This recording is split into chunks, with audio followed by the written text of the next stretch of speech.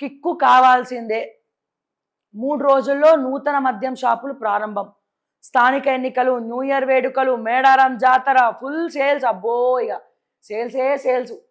తెలంగాణ ప్రజలు, తెలంగాణలో ఉన్నటువంటి చాలా మంది తాగి మరి ప్రభుత్వానికి అందిస్తున్నటువంటి ట్యాక్సులు.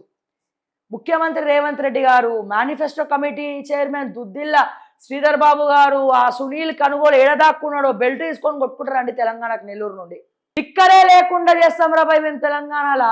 మేము కాంగ్రెస్ అధికారంలోకి వస్తే గల్లీ గల్లీకో లిక్కర్ షాప్ ఉన్నది, మేము లిక్కర్ లేకుండా చేస్తాం, బెల్ట్ షాపులు లేకుండా చేస్తామని ప్రగడబాలు వలికినటువంటి దుద్దిల్ల శ్రీధర్ బాబు ఏడా, ముఖ్యమంత్రి రేవంత్ రెడ్డి ఏడదాక్కున్నావు రేవంత్ అన్న? కొత్త బెల్ట్ షాపులకి మీరు ఇచ్చిరు కదా మేనిఫెస్టోనా? మేము ఎప్పుడు ఇచ్చినాం? నేను తెలంగాణకేనా ముఖ్యమంత్రిని, ఈ ఆంధ్ర రాష్ట్రానికా, ఇంకేదైనా రాష్ట్రానికా అన్నట్టు మా రేవంత్ అన్న అప్పుడప్పుడు చెప్పాలి. రేవంత్ అన్న నువ్వే రేవంత్ అన్న ముఖ్యమంత్రివి తెలంగాణకి, 2వ ముఖ్యమంత్రివి నువ్వే అన్నా, నువ్వు మాట ఇచ్చినావన్నా మేనిఫెస్టోలా. అప్పుడప్పుడు ఇట్లా తట్టి లేపాలన్నట్టు. అప్పుడు రైట్, అప్పుడు నాకు గుర్తొస్తుంది నేను ముఖ్యమంత్రిని, ఎస్ నేను మాట ఇచ్చిన. ఇప్పుడు ఎట్లా ఇది నూతన మద్యం షాపులు ఎట్లా ఓపెన్ చేస్తారా భయ్? నాకు అర్థం కాదు, నాకు తెలియకుండానే జరిగింది ఇదంతా. అవును రేవంత్ అన్న, తెలంగాణలో 1000 కోట్ల లిక్కర్ స్కామ్ జరిగింది కెరికెనా?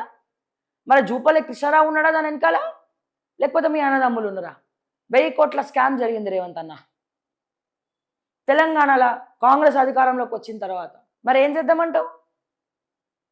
ఎట్లా జరిగిందంటావు? లిక్కరే లేకుండా చేస్తాను కదా రేవంత్ అన్న, అట్లీస్ట్ నీ కొడంగల్ కూడా చేయలేకపోయినవే. ఇదబ్బా పరిస్థితి. మొత్తానికి పండగే పండగ పోయిగా. జనవరి, న్యూ ఇయరు, క్రిస్మస్, పంచాయతీ ఎన్నికలు, జాతరలు, ఇదంతా అయిపోయాక మళ్ళీ హాస్పిటల్లో ఖర్చులు. తాగాలి, అక్కడ ఖర్చు పెట్టాలి. 2 ప్రభుత్వ రెవెన్యూయే. అది కార్పొరేట్ హాస్పిటల్ కలిసి వస్తుంది, ఇది ఇక్కడ కలిసి వస్తుంది, అంతే తేడా.